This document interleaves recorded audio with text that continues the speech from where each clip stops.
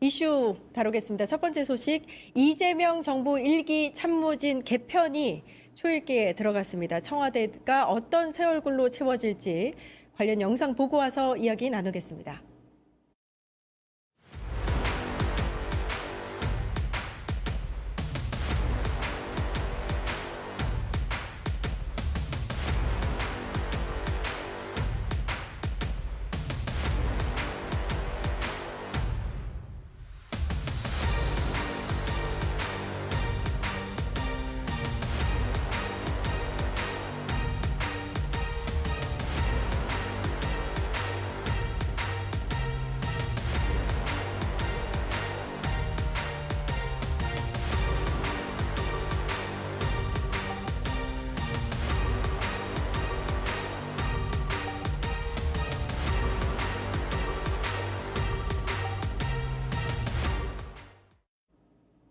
네, 전홍규 변호사, 전수미 민주당 대변인 스튜디오에 나와 있습니다. 안녕하세요. 안녕하십니까. 예, 6.3 지방선거가 이제 4개월여 앞으로 다가오면서 이제 청와대 출신 출마 희망자를 중심으로 앞으로 이제 줄 사표가 있을 것이다, 이런 예상이 있습니다.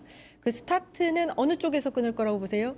일단은 정무 라인에서 할 것 같고요. 예. 뭐 우상호 정무수석이 아무래도 그 강원도의 강원지사. 강원도지사로 출마할 예정으로 생각하고 있습니다. 예.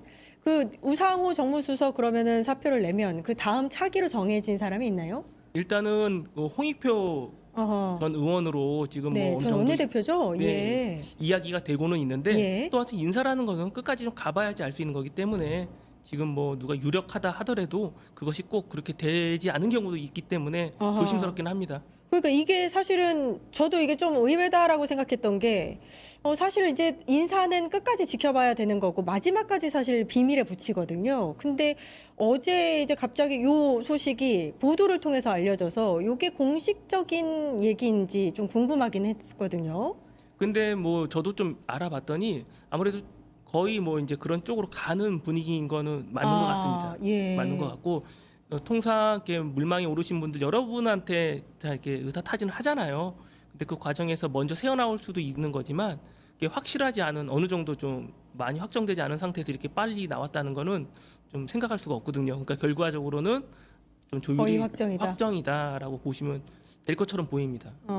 일부러 청와대에서 좀 여론을 한번 보려고 먼저 이렇게 던진 거라고도 볼 수 있나요? 그렇죠. 그렇게 생각할 수도 있죠. 왜냐면은 어떤 분을 할까 이게 바로 했는데 좀 안 좋으면 안 되잖아요. 최근 뭐 다른 뭐 내각의 누군가를 하려고 예. 했지만 좀 안 좋았던 경우도 있고 이런 것 때문에 예. 한번 의사를 타진해보고 그와 분위기 한번 관련해서 보고. 예, 분위기도 한번 띄워볼 겸 하고 낸 건 아닌가 싶습니다. 예, 지금 거론되고 있는 인물들이 한둘이 아닌데 원조 친명 김병욱 정무비서관도 성남시장에 출마하기 위해서 사직서를 낼 것이다, 뭐 이런 얘기가 나오고 있습니다. 어떻게 보고 계세요? 그래서 지금 뭐 정무 라인부터 움직이는 이유가 사실 이제 정치의 관제탑입니다. 그렇기 때문에 이 청와대 자체가 지금 지방선거 모드로 변환을 했다고 보시면 되고요. 그래서 상징성 있는 홍익표를 한 이유는 얼마 전에 1박 2일 순방을 갔다 오신 다음에 이런 말이었어요. 내부 분열하면 국익을 해친다. 예. 왜냐하면 분열이 아니라 통합을 이룰 사람을 정무수석으로 데려와야 된다.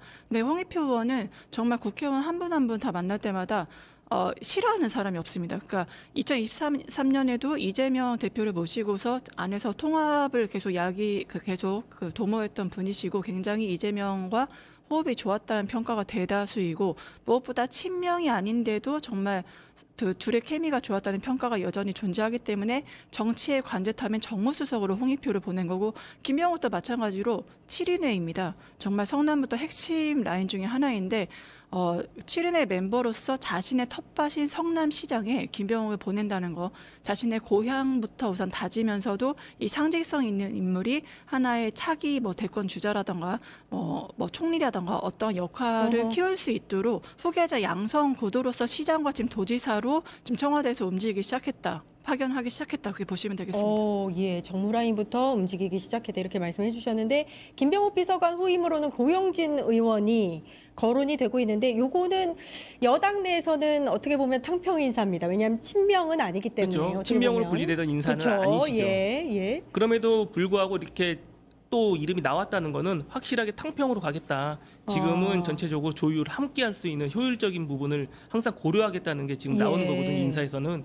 그래서 지금 친명이 맞냐? 그렇지도 않거든요. 계속 처음부터 탕평과 그다음에 화합을 주장했기 때문에 예. 이번에도 고영진 전 의원이 뭐 될지 안 될지 모르겠지만 다른 분이 된다 하더라도 그분도 친명을 안을 가능성이 높을 겁니다. 아, 그렇군요. 친명이 아닐 가능성도 있다. 그러니까 어제 사실 수보 회의가 열렸었는데 그게 이제 1기 참모진의 마지막 회의가 될 것 같아요. 지금 또 거론되고 있는 인물 중에서 김남준 대변인 요즘에 방송 많이 나오시던데 인천 쪽으로 이제 국회의원 보궐선거 나올 가능성이 크다. 이제 네. 이재명 대통령의 자리였었죠. 지역구죠. 예, 예. 어떻게 보세요? 결국에 이게 지금 일기 그 라인들 청와대 특징이 전투형이고 그다음에 위기 관리형이라고 한다면 지금 2기로서 들어오는 사람들 나가는 사람 특징이 이제 관리형과 통합형이거든요. 예. 그렇기 때문에 고용진의 김병호 나가고 그 홍익표 들어오고 특히 계양이라는 곳은 뭐 송영길 대표로부터 이제 받은 지역구긴 하지만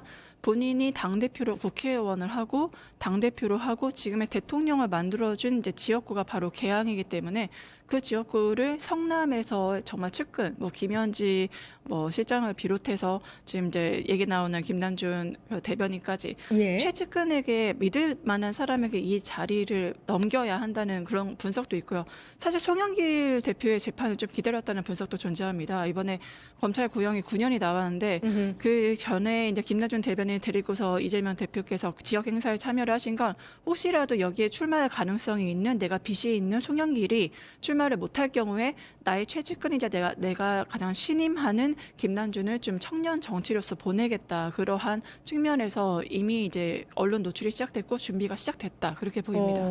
그 출마가 좀 확실시되는 참모진에 대해서는 후반기 누가 들어올지에 대해서 이미 정해져 있다는 거는 이렇게 준비가 되어 있다. 그럼 공백을 허용하지 않겠다. 뭐 이렇게 볼 수 있을까요? 그렇죠. 왜냐하면 한꺼번에 좀 많은 사람들이 빠지다 보면은 당연히 국정 공백이 좀 발생할 여지가 있는데 예. 이미 준비가 돼 있다는 거는 후임으로 올 사람들도 빠르게 다 물색을 하고 그렇군요. 있었다. 그래서 그분들이 빠르게 들어오신다면은 당연히 국정 공백 없이 자연스럽게 업무 흐름을 이어갈 수 있을 것이다. 이렇게 보시면 될 것 같습니다. 예. 그리고 계속해서 좀 언급이 됐던 인물 중에서 강훈식 비서실장이 있는데 강훈식 비서실장, 김영법 정책실장, 하정우 AI 미래 정책수석 이 경우에는 일단은 아직은 출마 이야기가 안 나오고 있네요. 그러니까 본인들은 일단 개인적으로 고사를 하셨던 것 같아요. 그래요? 그러니까 본인들의 생각은 아직은 구체적으로 출마에 대한 의지를 보인 적은 없는데 예. 다만 정치라는 건 생물이지 않습니까? 예. 그때 흐름에 맞춰서 앞으로 한 달 한 반 정도 기간이 남아 있기 때문에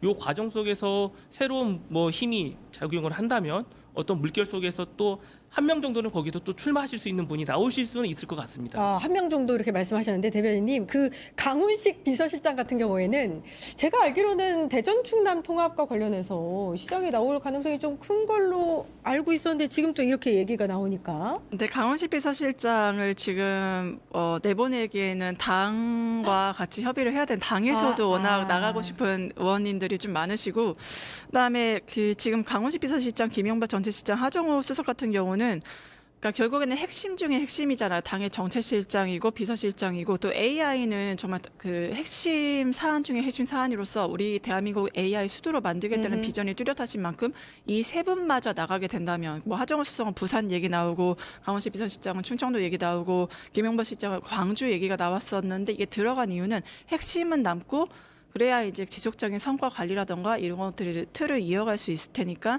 주변에 그렇지만 나갈 수 있는 인재들은 내보낸다 그런 전략으로서 좀 나가는 게 아닌가. 두 번째는 말씀드린 대로 당 내에서도 뭐 부산이라던가 해당 지역구에 이제 지금 많은 도전을 준비하시는 의원들이 있는 만큼 이거를 당과 청의 또 어떤 대립구도로서 보이면 안 된다라는 그런 시각도 분명히 존재하는 것 같습니다. 아 그렇군요.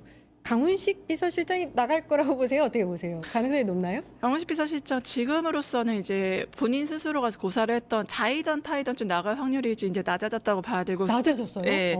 왜냐하면 지금 사실 청와대 타이틀이 예전에 이제 문재인 정부 때도 정말 대다수가 많이 나가셨고 이게 어떤 분한테는 훈장이기도 하지만 당신은 청와대에서 일 잘했어. 근데 지역 사회를 위해서 과연 일할 수 있을까라는 의구심이 있어서 실제 선거 결과가 이제 과거 문재인 대통령 때도 많이 청와대 인사들이 나갔지만 실적이 그렇게 좋지는 않았었거든요. 그렇기 때문에 그때 16명인가 아마 그 청와대 문재인 대통령의 청와대에서 16명인가 출마를 했는데 실제 되신 분은 이제 뭐 다 6명 내외에 있었죠. 예. 그렇기 때문에 그러한 지역 사회를 위한 인재인지 국민의 눈높이가 굉장히 높았기 때문에 지역 사회를 위한 인재인가 아니면 진짜 청와대 타이틀만 달고서 그거 믿고서 출마를 하는 건가라는 예. 국민적 눈높이도 분명히 청와대에서 지금 고려를 하고 분석을 하고 계신 게 아닌가 싶습니다. 근데 이재명 정부는 좀 다를 것 같지 않아요? 이재명 정부가 원래 이재명 대통령이 일을 잘하는 정부로 알려져 있기 때문에 네.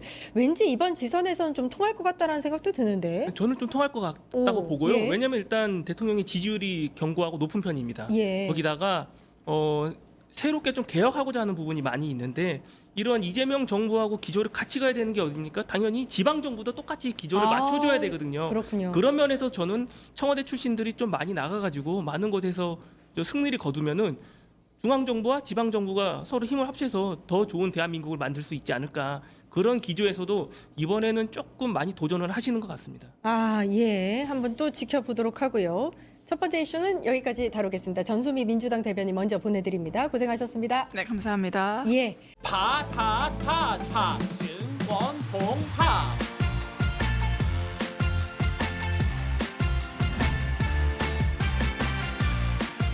이제 저녁 8시 30분 퇴근 후 퀴즈 한판 혼자 하지 마세요. 같이 해요. 매일 저녁 8시 30분 많은 참여 바랍니다.